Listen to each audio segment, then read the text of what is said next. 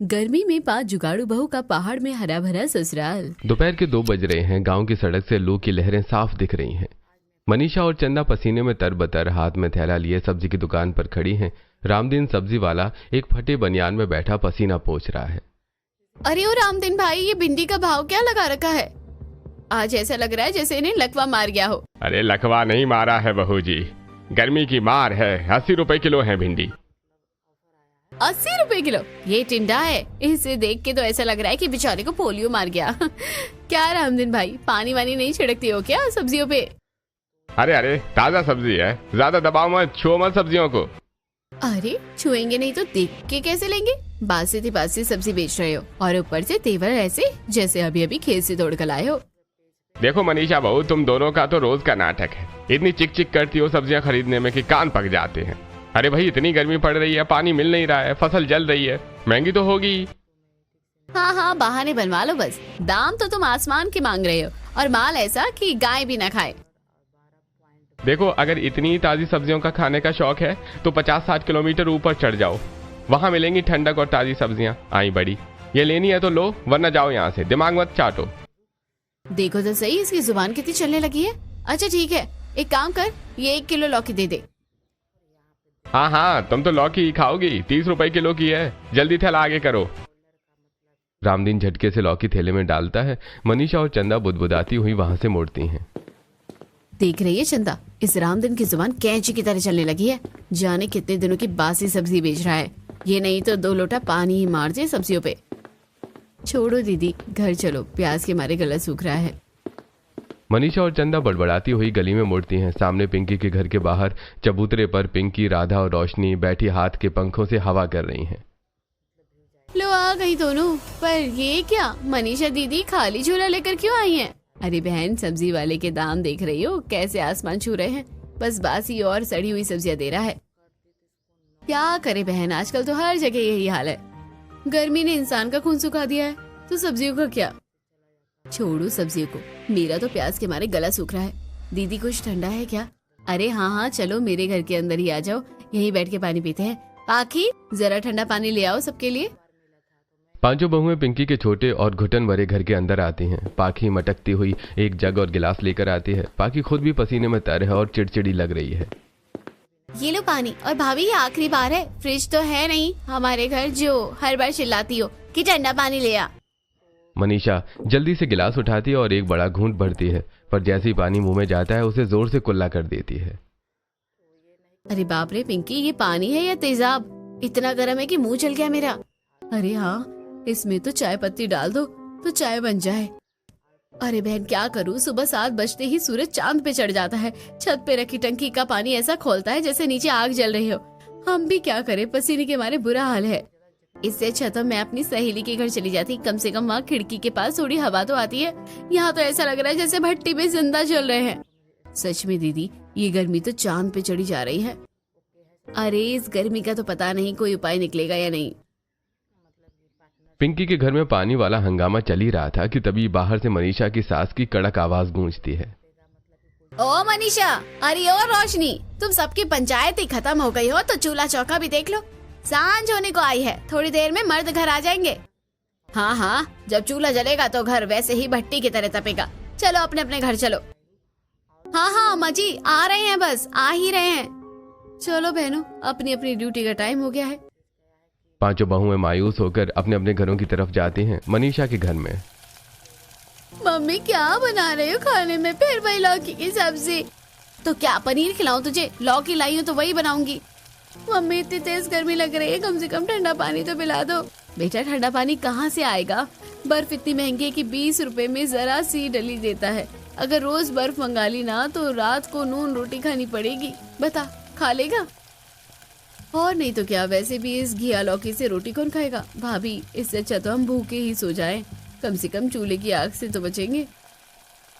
शाम ढल चुकी है लेकिन गांव की गलियों में आग सी बरस रही है। पांचों सहेलियां चूल्हे पर खाना बनाती हैं और खाना खाने के बाद सभी के परिवार चबूतरे पर इकट्ठा होते हैं। सबके शरीर पसीने से लथपथ है। सभी चबूतरे पर अंगोछा बिछाकर बैठ जाते हैं। अरे भाई, बुरा हाल है। कोई नया घर बनवाने को तैयार ही नहीं है। बेलदारी का काम तो समझो ठप ही हो गया है। अरे मेरा भी वही हाल है रमेश भाई, आजकल सब अंडरग्राउंड फिटिंग करवाते हैं और मेरा हाथ उसमें थोड़ा तंग है। अरे भाई कारपेंटर का काम भी कौन देगा? लोग कहते हैं कि अभी घर खोलेंगे तो लू अंदर आएगी, सर्दियों में आना। अब कोई इन्हें समझाए कि सर्दियों में हमारे हाथ पैर जम जाते हैं, काम तो अभी चाहिए ना। अरे भाई पत्थरों का काम तो और भी भारी है, पत्थर की तपिश और ऊपर से सूरज, शरीर जवाब दे जाता है। सभी मर्द अपनी अपनी समस्या लेकर बैठे होते हैं, तभी कल्लू और चिंकी भागते हुए आते हैं। पापा पापा, मेरी स्कूल वाली मैडम अब सबको ना पिकनिक लेकर जा रही है, मैं भी जाऊंगा, मुझे भी जाना है। पिकनिक? अरे यहाँ रोटी खाने के लाले पड़ रहे हैं और तुझे पिकनिक की सूझ रही है? जा चुपचाप जाकर बैठ जा। पर पापा मैडम कह रही हैं कि पहाड़ों पर बहुत मजा आएगा, सब बच्चे आ रहे हैं। अरे कोई नहीं जा रहा पहाड़ों पर, हैं? यहाँ दिहाड़ी मिल नहीं रही है, रोटियों के लाले पड़े हैं और तुम्हें पहाड़ों पर जाने की सूझ रही है। आदमी लोग बच्चों को डांट कर भगा देते हैं। बच्चे रोते हुए अपनी अपनी मम्मियों के पास चले जाते हैं जो अपनी अपनी पंचायत में लगी हैं। मम्मा मम्मा, हमको पिकनिक जाना है पर पापा नहीं कह रहे हैं। बेटा पिकनिक कहाँ लेकर जा रहे हैं स्कूल वाले? मम्मी वो कह रहे थे कि पहाड़ों पर लेकर जाएंगे, वहाँ बहुत ठंडक होती है। अरे जीजी सुना तुमने, आज वो सब्जी वाला रामदीन भी ताना मार रहा था कि गर्मी लगती है तो पहाड़ों पर चले जाओ। क्या पहाड़ों की बात कर रही हो भाभी? मेरी सहेली भी हर संडे चली जाती है बर्फ, ऊंचे पेड़ और ट्रैकिंग करने। मेरा तो मन करता है कि इस भट्टी जैसे घर को छोड़कर वहीं रह जाऊं। सच में यहाँ तो घर जैसा जल रहा है, पहाड़ों पर तो कम से कम चैन की नींद आएगी। पति लोग दूर से ये बातें सुन रहे होते हैं। रमेश व्यंग से हाथ हिलाता है। अरे ये रहे पहाड़ हैं जो यहाँ से धुंधले दिख रहे हैं, यहीं से देख के तसल्ली कर लो, 50 किलोमीटर दूर है बस। जी हमने सुना है पहाड़ों पर बहुत तरी होती है। जब यहाँ काम नहीं मिल रहा तो बच्चे भी रो रहे हैं, तो क्यों ना हम सब संडे को वहीं चले। हाँ संडे को सबकी छुट्टी है, एक दिन के लिए सही, इस आग से तो बचेंगे। पर किराया और उतनी दूर जाएंगे कैसे? हम भी चलेंगे तुम्हारे साथ। माँ तुम चलोगी इतनी दूर?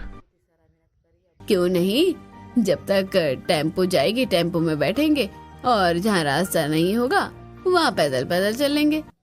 तो तय रहा, संडे सुबह हम सब अपनी अपनी पोटली बांधेंगे और पहाड़ों की तरफ निकलेंगे। सब शनिवार को पहाड़ों पर जाने का प्लान बनाकर अपने अपने घर की छतों पर सोने चले जाते हैं। 2 दिन बाद शनिवार की सुबह पांचों घरों में गजब की हलचल है। मनीषा, चंदा, रोशनी, राधा और पिंकी एक घर से दूसरे घर सामान लेकर भाग रही हैं। कोई आटा ला रही है, कोई अचार की बरनी। पूरे चबूतरे पर पोटलियों का ढेर लगा है। चंदा आ रही हो चंदा, तेल की कुप्पी रख ली क्या? और वो सूखी मिर्च वाला मसाला मत भूलना, पहाड़ों पर आलू की सब्जी तीखी बनाएंगे। रख लिया जीजी, और मैंने वो बड़ी वाली लोहे की कढ़ाई भी निकाली है। मनीषा जीजी मैंने 3 किलो आटा रख लिया है। और रोशनी तूने वो दरी रखी कि नहीं? सब रख लिया, मैंने तो पानी के खाली डिब्बे भी भर लिए, पता नहीं ऊपर चढ़ते चढ़ते प्यास लग जाए। तभी गली के मुहाने से रमा काकी, शीतल और कजरी हाथ में पंखा झलती हुई आती हैं। अरे ये क्या हो रहा है, पूरा घर सिर पर उठा लिया है क्या? कोई देश छोड़ के भाग रहे हो या लड़ाई पर जा रहे हो? अरे नहीं काकी, हम सब मिलकर पहाड़ों पर जा रहे हैं पिकनिक मनाने, इतवार के दिन को वहीं गुजरेंगे। अरे मोरी मैया, पहाड़ों पर? ये देखो इन महारानियों को, गांव में काम धंधा मिल नहीं रहा, पति खाली हाथ घर लौट रहे हैं और इन्हें चढ़ी है पिकनिक। पैसा क्या पेड़ पर उग रहा है? और नहीं तो क्या कजरी, सुना है पहाड़ों पर शेर चीते घूमते हैं। ऊपर से ये गर्मी, पहाड़ों पर चलती चलती सांस फूलने लगती है। काकी हमारी सांस फूले या हम? आपको क्या, यहाँ भट्टी में जलने से तो अच्छा है कि एक दिन ठंडी हवा खाई जाए। हाँ हाँ देख लेंगे कल, हाँ जब भूखे प्यासे और लू खाकर लौटोगी ना तब पता चलेगा। चलो री कजरी, इनका दिमाग भी गर्मी में चढ़ गया है। पड़ोसनें बुदबुदाती हुई निकल जाती हैं। मनीषा और बाकी सहेलियां एक दूसरे को देखती हैं और फिर जोर से हंस पड़ती हैं। भाभी, रमेश भैया ने ऑटो वाले से बात कर ली है, कल सुबह 4 बजे गाड़ी दरवाजे पर खड़ी मिलेगी। बहुत अच्छे, कल सूरज निकलने से पहले हम इस आग वाले गांव से दूर पहाड़ों की तरी में होंगे। शनिवार की शाम गांव के बाहर 5 ऑटो खड़े हैं जिनमें सामान और लोग ठसाठस भरे हैं। करीब 15-20 किलोमीटर चलने के बाद जहां से पहाड़ की खड़ी चढ़ाई शुरू होती है, ऑटो वाले ब्रेक मार देते हैं। अरे बस भैया, इससे आगे मेरी गाड़ी नहीं जाएगी, आगे रास्ता खराब है और चढ़ाई बहुत ज्यादा है, मेरा ऑटो खराब हो जाएगा।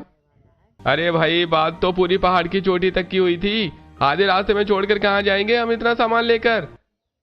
अरे भाई साहब जान है तो जहान है, इंजन ठप बैठ गया तो लेने के देने पड़ जाएंगे, उतारो सामान, इससे आगे हम नहीं जा रहे। अरे छोड़ो रमेश, झगड़ने से कोई फायदा नहीं। देखो यहाँ नीचे ही इतनी अच्छी ठंडक लग रही है तो ऊपर चोटी पर तो क्या ही नजारा होगा। सही कह रही है मनीषा, नीचे तो हमेशा ऐसा लग रहा था ऐसे तंदूर में बैठे हो, यहाँ तो कम से कम चैन की हवा तो आ रही है। अरे भाई चढ़ाई बहुत है, पैदल कैसे चलेंगे सब, बच्चे हैं बूढ़े हैं, इतना सामान है। अरे सब चलेंगे, बातें करते करते रास्ता कट जाएगा। और देखो हमारी सासू माँ तो हमसे भी ज्यादा जवान लग रही है, कैसे फुर्ती से उतर गई है। हाँ हाँ क्यों नहीं, परी का आनंद लेना है तो थोड़ा पैदल तो चलना ही पड़ेगा। चलो लड़कियों अपनी अपनी पोटली उठाओ। पांचों बहुएं मनीषा, चंदा, रोशनी, राधा, पिंकी एक दूसरे का हाथ पकड़कर सहेलियों की तरह गीत गुनगुनाती हुई चल रही हैं। उनके सिर और कंधों पर भारी पोटलियां हैं। सासें अपना एक अलग ग्रुप बनाकर हंसते हंसाते कदम बढ़ा रही हैं। नंदे, पाखी और प्रिया आगे आगे दौड़ रही हैं और मर्द बच्चों को कंधे पर बिठाए सामान लादे पीछे पीछे आ रहे हैं। ओए होए जीजी, पहाड़ की तो ये ठंडी हवा थकावट महसूस ही नहीं होने दे रही है। सच में गांव में तो पंखे के नीचे भी पसीने की नदी बहती थी, यहाँ तो चढ़ाई करते हुए भी शरीर ठंडा लग रहा है। भाभी जल्दी आओ, देखो ऊपर से गांव कैसा छोटा सा दिख रहा है, जैसे कोई खिलौना हो। धीरे पाखी, बस थोड़ा और, देखो वो चोटी कितनी पास लग रही है। जैसे जैसे वो ऊपर चढ़ रहे हैं हवा और तेज और खुशबूदार होती जा रही है। रात होते होते सभी पहाड़ की उस चोटी पर पहुंच जाते हैं। पहुंच गए, देखो सब, ये रहा हमारे सपनों का पहाड़। चोटी के समतल मैदान पर पहुंचते ही सब निढाल होकर गिर पड़ते हैं। चारों तरफ नीला आसमान और पास से बहते झरने की आवाज मधुर आ रही है। मम्मी देखो ये जमीन कितनी ठंडी है, ऐसा लग रहा है जैसे किसी ने जमीन के नीचे भी बर्फ बिछा दी हो। मैं तो यहीं सोऊंगा। पापा यहाँ की मिट्टी कितनी मुलायम है और देखो यहाँ तो पसीना भी नहीं आ रहा। अरे ओ चंदा, रोशनी, जरा हवा तो महसूस करो, इसमें तुलसी की भीनी भीनी खुशबू आ रही है। हाँ जीजी, ये और ये देखो झाड़ियाँ, ये तो मीठी नीम और जंगली औषधियों की खुशबू है। अरे भाई रमेश, शंकर, सच कहूं तो सालों की मेहनत और गर्मी की तपिश एक झटके में उतर गई। ऐसा लग रहा है शरीर में नया खून दौड़ रहा है। यहाँ की तो मिट्टी में भी तरी है। अरे सही कह रहे हो भाई, गांव में तो बिस्तर भी आग की तरह तपता था, यहाँ तो बिना पंखे के भी शरीर कांप रहा है। मन कर रहा है बस यहीं पर पड़े रहें, कभी वापस न जाएं। अरे ओ बहुओ, अब बातें ही करती रहोगे या बिस्तर भी बिछाओगी? पांचों बहुएं फुर्ती से अपनी पोटलियां खोलती हैं। दरी और चटाइयां बिछाई जाती हैं। थके हारे बच्चे और बड़े जैसी चटाई पर लेटते हैं। पहाड़ की ठंडी गोद उन्हें अपने आगोश में ले लेती है। अगली सुबह की पहली किरण जब पहाड़ की चोटी पर पड़ती है तो मनीषा की आंख सबसे पहले खुलती है। उठो हरी ओ चंदा, रोशनी, देखो तो सही, सुबह कितनी सुंदर लग रही है। ओए होए जीजी, यहाँ तो सूरज भी गर्म नहीं लग रहा, कितनी ताजगी है। अरे चंदा, रोशनी, देखो तो सही, यहाँ तो झरने का पानी कांच जैसा चमक रहा है। और जीजी, यहाँ की मिट्टी देखो कितनी नमी है इसमें। गांव में तो मिट्टी पत्थर जैसी कड़ी हो गई थी, यहाँ तो हाथ लगाओ तो मलाई जैसी लग रही है। अरे यहाँ तो तुलसी के कितने सारे पौधे हैं, और ये देखो करी पत्ता एकदम ताजा है। यहाँ की हवा में ही दवा घुली है। और ये पत्थर देखो मनीषा जीजी, कितने सुंदर है और एक जैसे हैं। गांव में तो ऐसे पत्थर खरीदने पड़ते हैं, यहाँ तो मुफ्त के पड़े हैं। तभी पीछे से सोकर उठी सास मोहिनी और भारती जी की आवाज आती है। अरे ओ बहू, कहाँ डोल रही हो सुबह सुबह? जहाँ पहुँच जाओ वहीं अपनी सैर शुरू कर देती हो।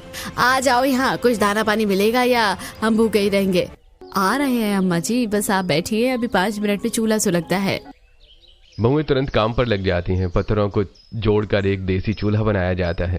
सूखी लकड़ियां बीनकर आग जलाई जाती है। मनीषा ने आटा निकाला, रोशनी ने सब्जियां काटी और चंदा ने चाय का पतीला चढ़ाया। अरे मनीषा, तू तो माचिस भी लेकर आई है। अरे भारती, मेरी बहू बड़ी जुगाड़ू है, देख माचिस भी लाई और चाय चीनी भी, वरना यहाँ खाली पत्तों को ही चबाना पड़ता। तो मेरी बहू क्या कम है? देख चंदा, आटा और परात ना लाती तो क्या तुम लोग हवा में रोटी बेलती? और रोशनी ने कैसी बढ़िया सब्जी काटी है। अरे अम्मा जी, अब आप लोग तानेबाजी और मजाक बंद करो और खाना खा लो। अरे उठ जाओ सब, ताजी चाय और गर्मा गर्म सब्जी रोटी तैयार है। घर से लाई गिने चुने बर्तनों और राशन का इस्तेमाल करके बहुएं खाना बनाती हैं और सभी खाना खाने बैठते हैं। मम्मी ऐसी सब्जी तो घर पर ही नहीं बनती, यहाँ तो बहुत मजा आ रहा है। सभी लोग खुशी खुशी खाना खाते हैं और खाना खाने के बाद आराम से पहाड़ के पत्थरों पर बैठे हुए होते हैं कि तभी पापा झूला डाल दो ना, मुझे झूला झूलना है। पिंकी और राधा तुरंत अपनी पोटली वाली मजबूत सूती धोती निकालती है। दो मजबूत पेड़ों के बीच धोती को बांधकर एक बढ़िया झूला तैयार कर दिया जाता है। बच्चे उसमें मजे से झूलते हैं। दिन भर मौज मस्ती करने के बाद अब सूरज ढलने लगा है। शाम की ठंडक फिर से बढ़ने लगी है। चलो भाई सब लोग चलो, सांझ होने वाली है। रात होने से पहले पहाड़ से नीचे उतरना है और घर पहुंचना है। मन तो नहीं कर रहा जीजी उस भट्टी जैसे गांव में वापस जाने का, पर जाना तो पड़ेगा। हाँ मनीषा जीजी, पर हम वापस आएंगे, जब भी मन करेगा तब मजे करने। पांचों परिवार हंसते मुस्कुराते हुए पहाड़ से नीचे उतरने लगते हैं। रात के अंधेरे में सभी लौट कर आते हैं और आकर सुकून की नींद सो जाते हैं। अगले दिन सोमवार की दोपहर गांव में सूरज आग उगल रहा है। गलियों में सन्नाटा है और लू चल रही है। पांचों बहुएं अपने अपने घरों के कामों में बेहाल हैं। मनीषा पसीने में तरबतर आंगन बहार रही है। चंदा चूल्हा लीप रही है। रोशनी बाजार से भारी थैला लेकर लौट रही है और पिंकी खौलता हुआ पानी भरकर ला रही है। उफ, ये कैसी आग बरस रही है। कल का दिन कितना स्वर्ग जैसा था ना, ठंडी हवा, झरने का पानी, और यहाँ तो हवा भी बदन जला रही है। अरे मनीषा जीजी, इस पाइप का पानी तो ऐसा है जैसे चाय उबल रही हो, मुंह धोने जाओ तो खाल जल जाए। कल झरने का पानी वो कितना मीठा और कितना शीतल था। सच कह रही हो, यहाँ का पानी तो पीते ही पेट में जलन होने लगती है। वहाँ का तो अमृत था अमृत, मेरा तो मन वहीं छूट गया। दोपहर का खाना किसी तरह बनाकर पांचों सहेलियां विमला के चबूतरे पर इकट्ठा होती हैं। हाथ में पंखे हैं और सामने पानी की बाल्टी जिसमें से भाप निकल रही है। मैं तो सोचती हूँ काश हम हमेशा के लिए उसी पहाड़ में रह पाते, ना ये लू होती और ना ये खौलता पानी। वैसे आइडिया बुरा नहीं है रोशनी, हम रह तो सकते हैं वहाँ। पागल हो गई हो क्या राधा, घर बार छोड़ के पहाड़ पर कैसे रहेंगे? अरे तो क्या हुआ अगर हम अपना ससुराल ही पहाड़ों पर बना ले तो? मेरा तो बचपन से सपना था कि मेरा ससुराल पहाड़ों की वादियों में हो, पर यहाँ इस भट्टी जैसे गांव में आकर फंस गई। अगर तू यहाँ नहीं फंसी तो हम जैसी सहेलियां तुझे कहाँ मिलती? कम से कम हम साथ में भून तो रहे। हंसी मजाक के बीच बात सीरियस हो जाती है। पांचों तय करती हैं कि वो अपने अपने घरों में बात करेंगी और मनीषा के घर पर जब वो पहाड़ों पर रहने जाने की बात करती हैं तब। क्या पहाड़ पर घर? मती मारी गई है क्या तेरी? वहाँ क्या घास खाएगी? अम्मा जी, वहाँ वैसे भी रमेश जी को काम नहीं मिल रहा, वहाँ ताजी सब्जियां होंगी, अपनी जगह होगी। कल आपने खुद कहा था कि तरी में कितना आनंद आया। ऐसे ही चंदा के घर में जब चंदा पहाड़ों पर जाने की बात करती है तब। अरे चंदा, तुझे पता भी है कि पहाड़ पर घर बसाना कितना मुश्किल है? भैया मुश्किल क्या है, आप मिस्त्री हो, मोहन भैया बिजली वाले हैं, अर्जुन भैया कारपेंटर, पांचों मिल जाओगे तो पहाड़ पर महल खड़ा कर दोगे। मैं तो कहती हूँ चलो। इसी तरह सभी बहुएं अपने अपने घरों में पहाड़ों पर रहने जाने की बात करती हैं और शाम को फिर सब चबूतरे पर मिलते हैं। 2-3 परिवार मान गए हैं, बाकी हिचकिचा रहे हैं। देखो भाइयों, अकेले जाना मुश्किल है, पर हम 5 भाई साथ हैं, हमारी माएँ साथ हैं, बच्चे खुश हैं। एक इंसान अकेले पहाड़ नहीं जीत सकता। हम पांचों कुछ न कुछ जुगाड़ तो कर ही लेंगे। बात तो सही है रमेश भाई, यहाँ तो घुट घुट कर मरना ही है, वहाँ मेहनत करके अपनी जन्नत बनाएंगे। तो देर किस बात की, सांझ का समय हो गया है, सूरज ढलते ही चढ़ाई आसान होगी। अपनी अपनी पोटलियां उठाओ, आज हम पिकनिक के लिए नहीं अपनी नई दुनिया बसाने जा रहे हैं। पांचों परिवार अपना जरूरी सामान, औजार, छेनी, हथौड़ा, आरी और राशन लेकर फिर से उसी पहाड़ की ओर निकल पड़ते हैं। रमेश, शंकर, मोहन, अर्जुन और श्याम एक बड़ी लोहे की ठेल को धक्का दे रहे हैं। ठेल पर लंबी लंबी बांस की बल्लियां बंधी हैं, बड़ा सा तिरपाल रखा है, रस्सियों के बंडल हैं और कुछ जरूरी औजार हैं। अरे भैया जरा धक्का और लगाओ, भैया धंस गया है। बस ये बल्लियां ऊपर पहुंच जाएं, फिर रहने का ठिकाना बन जाएगा। अरे हैशा, जोर लगा के हैशा। अरे भैया बोलो, बल्लियां ये भारी तो बहुत हैं, पर तंबू तानने के लिए यही सहारा है। पीछे पीछे बहुएं और सासें अपने सिर पर पोटलियां और हाथों में जरूरी सामान लेकर चल रही हैं। बच्चे भी छोटे छोटे डिब्बे पकड़े हुए हैं। रात का समय, सभी चोटी पर पहुंच जाते हैं। सबसे पहले तंबू गाड़ने का काम शुरू होता है। बल्लियों को जमीन में गाड़ा जाता है और उनके ऊपर बड़ा सा नीला तिरपाल फैलाकर रस्सियों से कस दिया जाता है। एक बड़ा सा तंबू तैयार होता है जिसमें पांचों परिवार एक साथ रह सकें। चलो, सिर छुपाने की जगह तो हो गई। आज रात इसी तंबू में कट जाएगी। बहुओं बाहर चूल्हा सुलगाओ, क्योंकि भूखे पेट तो भजन नहीं होगा। तंबू के ठीक बाहर पत्थरों को जोड़कर चूल्हा बनाया जाता है। मनीषा और चंदा रोटियां बेल रही हैं जबकि रोशनी सब्जी चला रही है। चांदनी की रोशनी में पूरा परिवार तंबू के इर्द गिर्द बैठा है। अम्मा जी ये लीजिए गर्मा गर्म रोटी। यहाँ की हवा में तो ऐसी भूख लग रही है कि रूखी रोटी भी छप्पन भोग लग रही है। सच कह रही है बहू, नीचे गांव की उस गर्मी में तो निवाला गले से नीचे नहीं उतरता था। यहाँ तो चैन की 2 रोटी नसीब हो रही है। रात कट जाती है, अगले दिन की सुबह होती है। 1-2 दिन बीत जाते हैं, सब तंबू के अंदर ही सोते हैं और बाहर खाना बनाते हैं। पर धीरे धीरे बहुओं को समझ आने लगता है कि तिरपाल की ये छत ज्यादा दिन नहीं चलेगी। चंदा रोशनी देखो, ये तंबू 2-4 दिन का सहारा है। कल को बारिश आ गई या तेज हवा चली तो ये तिरपाल उड़ जाएगा। हमें यहाँ परमानेंट जुगाड़ करना ही पड़ेगा। सही कह रही हो जीजी, मिट्टी उपजाऊ है, पत्थर यहाँ मुफ्त के पड़े हैं और हमारे आदमियों के हाथ में हुनर है। क्यों ना हम अपनी झोपड़ियाँ खड़ी करना शुरू करें। हाँ, और इस खाली जमीन पर हम अपनी सब्जियां उगाएंगे। तंबू में मेहमान की तरह कब तक रहेंगे। अब इस पहाड़ को अपना असली घर भी बनाना होगा। ठीक है, हमें अपने अपने पतियों से बात करनी होगी। शाम का समय है। 5 भाई नीचे से मजदूरी करके थके हारे तंबू में लौटे हैं। सुनी जी, आप लोग रोज नीचे मजदूरी करने जाते हो। आधा दम तो चढ़ाई उतरने चढ़ने में निकल ही जाता होगा। हमने फैसला किया है कि हम यहीं अपनी पक्की गृहस्थी बनाएंगे। पर भाग्यवान, यहाँ घर बनाने में बहुत पैसा लगेगा और ऊपर से यहाँ खाएंगे क्या।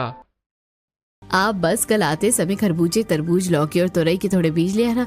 बाकी सब हम बहुएं संभाल लेगी। यहाँ की मिट्टी सोना है, बस इसे निखारने की देर है। अगली शाम को सभी पति बेलदारी से आते समय उनके बताए हुए बीज लेकर आते हैं। अगले दिन दोपहर का समय है। बहुएं बीजों की रोपाई कर रही हैं कि तभी रोशनी की नजर पहाड़ के एक कोने वाले घने हिस्से पर पड़ती है। अरे मनीषा जीजी, इधर देखो, चंदा जल्दी आओ। सब भागकर वहां पहुंचती हैं। वहां जंगली झाड़ियों के बीच सेब, संतरे, आड़ू और आलू बुखारे के छोटे छोटे पेड़ लदे खड़े हैं। अरे ये सब तो सेब है और वो देखो आलू बुखारा। यहाँ तो प्रीमियम फल पहले से ही उग रहे हैं। हमें कहीं और जाने की जरूरत ही नहीं है। जीजी ये देखो, फालसे की झाल और जामुन के पेड़। क्यों ना हम अपना पक्का घर इसी जंगल के पास वाली ग्लोई में बनाए। यहाँ फल भी गिरेंगे और छाया भी, और तो और झरने का पानी भी है।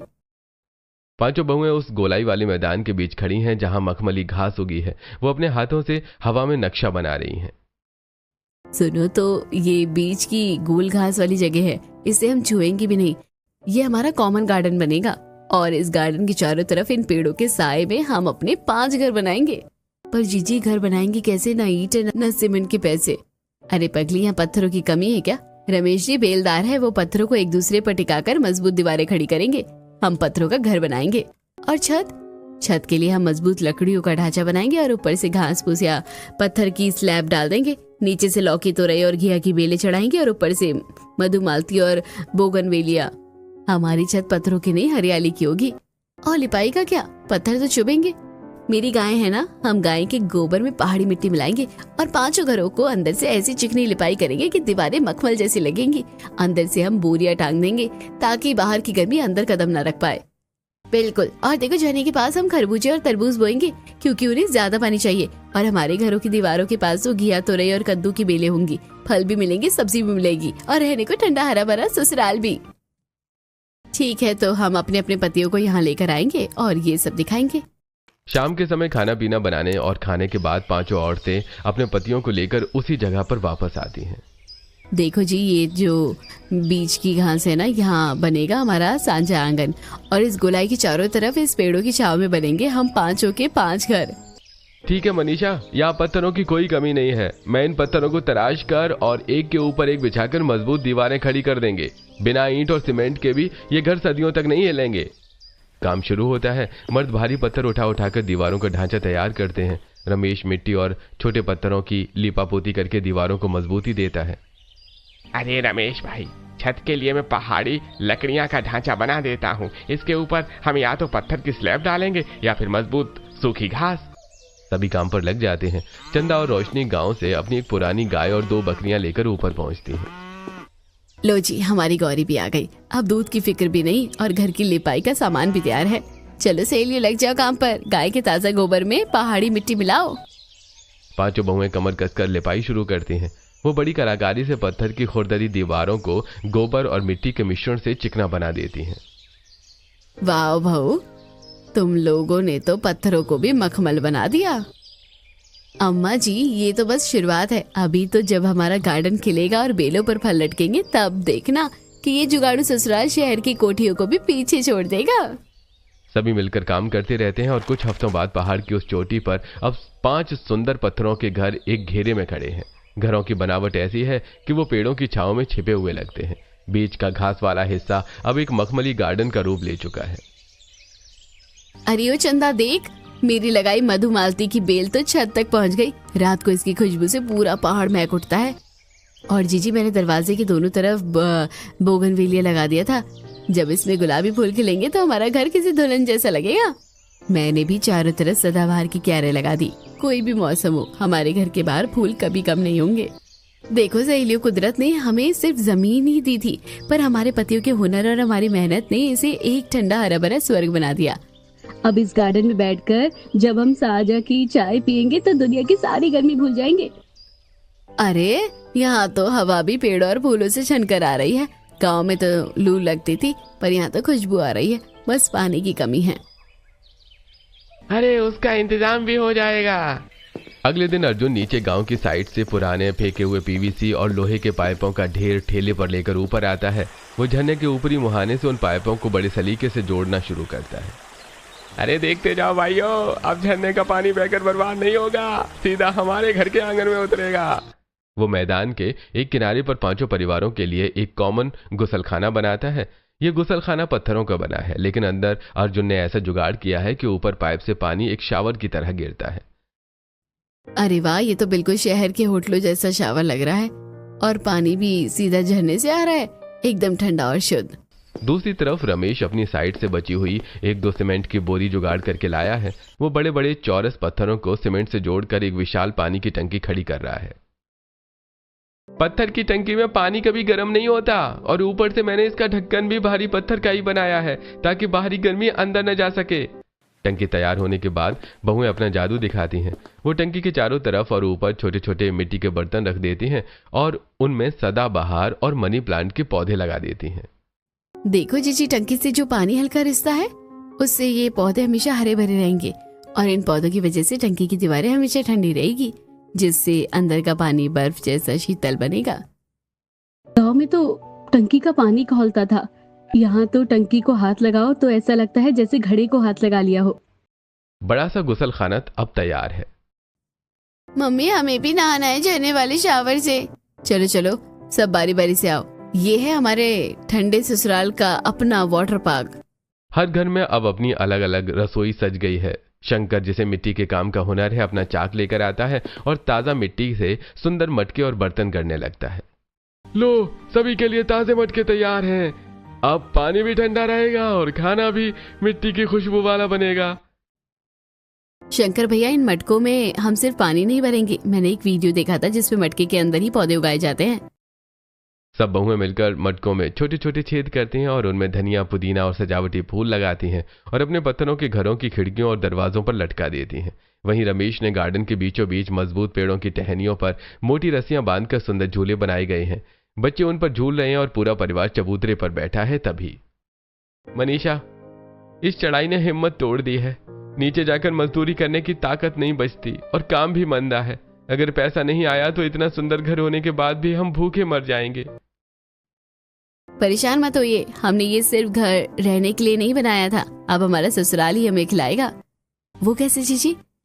देखो, हमारी छत पर कद्दू, लौकी और तोरई की बेलें फल से लद गई है, और जंगल के वो ताजा सेब और संतरे। हम अपनी मेहनत को बाजार ले जाएंगे। हम अपनी खेती से पैसे कमाएंगे। अगले दिन 5 बहुएं और 5 के पति अपने हाथों से बुनी टोकरियां भरते हैं। टोकरियों में सेब, संतरा और ताजी हरी सब्जियां हैं। वो उन्हें ठेल पर रखकर नीचे बाजार पहुंचते हैं और बेचना शुरू करते हैं। अरे भैया, ये लौकी और सेब इतने ताजे और ठंडे कैसे हैं? भैया, ये सीधे पहाड़ के झरने के पानी से सींचे हुए फल है, एकदम शुद्ध। देखते ही देखते लोग टूट पड़ते हैं। तभी वहां 2-3 बड़े किसान और व्यापारी अपनी गाड़ी लेकर रुकते हैं। अरे भैया, ऐसी शानदार क्वालिटी की सब्जी तो हमें शहरों की बड़ी मंडियों के लिए चाहिए। क्या तुम हमें हर हफ्ते इतना ताजा माल दे सकते हो? हम खुद अपनी गाड़ी लेकर तुम्हारे पहाड़ के नीचे आ जाएंगे। तुम्हें बाजार आने की जरूरत नहीं है। हम सीधा तुमसे खरीदेंगे और अच्छे दाम देंगे। क्यों नहीं साहब, आप अगले हफ्ते आइए। हम आपको ताजा पहाड़ी माल तैयार करके देंगे। इसी तरह कुछ दिन और गुजरते हैं। सभी का काम धंधा अच्छे से चलने लगता है और पैसे भी अच्छे आते हैं। एक शाम के समय गार्डन में सब साथ बैठकर ताजा खाना खा रहे हैं। देखा, 5 जुगाड़ू बहुओं ने न सिर्फ गर्मी से पीछे छुड़ाया बल्कि पहाड़ पर अपना रोजगार भी बना लिया। हाँ, अब हमारा पहाड़ों पर हरा भरा ससुराल भी पूरी तरह से तैयार है। हर बार अब गर्मियों में हम वही आएंगे। हाँ, और यहीं पर मस्ती भी करेंगे। कल्लू की बात सुनकर सभी जोर का ठहाका लगाते हैं और खुशी खुशी पहाड़ों पर रहने लगते हैं।